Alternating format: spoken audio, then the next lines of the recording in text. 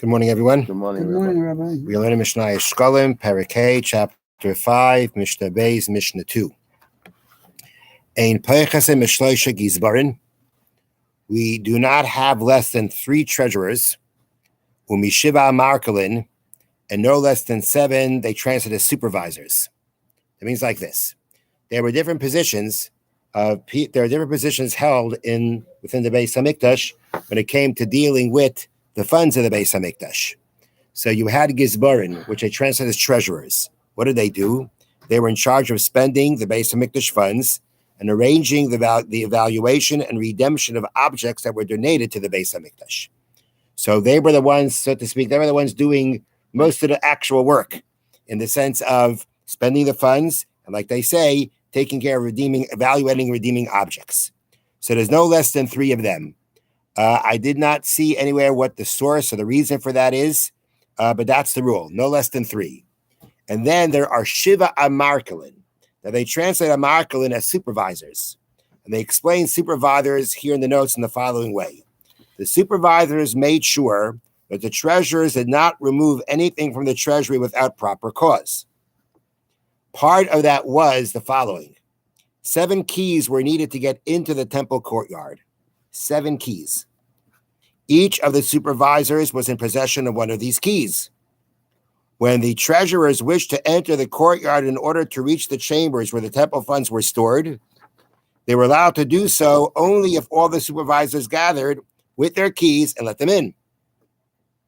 So that was a very extra special precautionary measure, that no getting in without all the supervisors there. But once all the supervisors are there, then they're also observing what the treasurers are taking out. And that was how they took care of that. Now the Bartanura adds another step.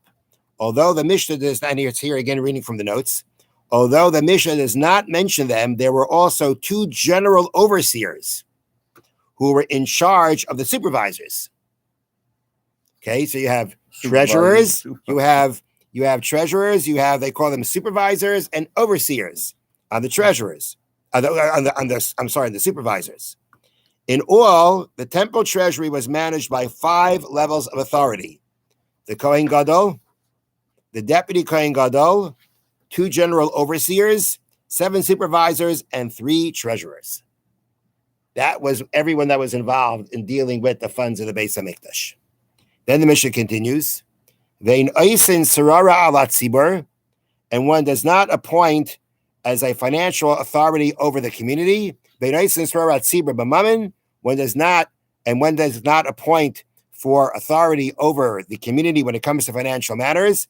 Pachas mishnayim, with less than 2. Any kind of position that people have authority over, have financial authority over the public, you have to have at least 2 people at that position. And therefore, in a position that involves authority to spend temple funds, may not be held by an individual, but must be shared by at least 2 people. Okay? So at least now again, we're going to see a little bit more what Mishna is going to expand on that. Okay? So again, no appointing financial authority over the community when it for less than 2. And therefore, anything, as we just said, involved in the funds of the Beis Hamikdash can't be less than 2. Chutz mi ben achia shal choyle me'ayim. The exclusion to that was achia, or ben achia, who was in charge of, dealing with the medicines for the stomach problems for the Kohanim. He had to spend money to buy the medicines. The Elazar shal aparoiches. Elazar was the one that was appointed to take care of the curtains. If the curtains need to be fixed or replaced, he had to take care of that. He would have to buy the materials for that. So that means that each one of them was dealing with finances of the Beis Hamikdash, but in those 2 positions, there was only 1 person involved. Even though the rule is generally you should have 2 people involved. It shouldn't just be 1 person regarding taking care of the stomach issues. There should be 2 people involved because you got to spend money. There should be 2 people involved in the curtains because you got to spend money. These were the exceptions. Why? Because regarding them, the majority of the community accepted that 1 is enough. I guess I didn't need an explanation to why these were different, but these positions were different. Maybe the people who originally were involved in these positions were so righteous that the community said, it's okay for them to have one, and that's how it stayed. I didn't see anybody explain that way, but these were the exceptions. So some of the other positions that have to do with financials, for instance, I'm gonna make an assumption here, right? You had Psachia. Psach was in charge of the birds, right? Which means he would go over to the chest that had the money put in for the bird offerings. He would take it out. He would buy. It doesn't say there was an exception there.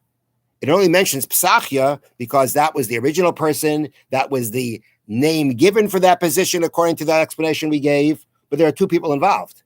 There was Psachia plus somebody else. That plus somebody else isn't mentioned. But there was somebody else there involved. Because being that it's a position it's a financial authority over the funds of the Beis Hamikdash, there got to be two people involved. So they're not mentioned necessarily, the two people, when we went through the 15 tasks. Nonetheless, besides for these two mentioned in the Mishnah, there were two people there involved in it because no one could have that kind of authority if there were only an individual.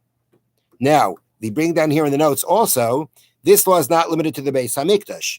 Any position that involves the power to raise money from the public, such as control over a charity fund that can tax the community, must be shared by at least two people. So that's the point of the Mishnah here, where it says no less than two people who have financial authority over the public. Have a wonderful day. Thank you, Rabbi. Now with these 7 keys.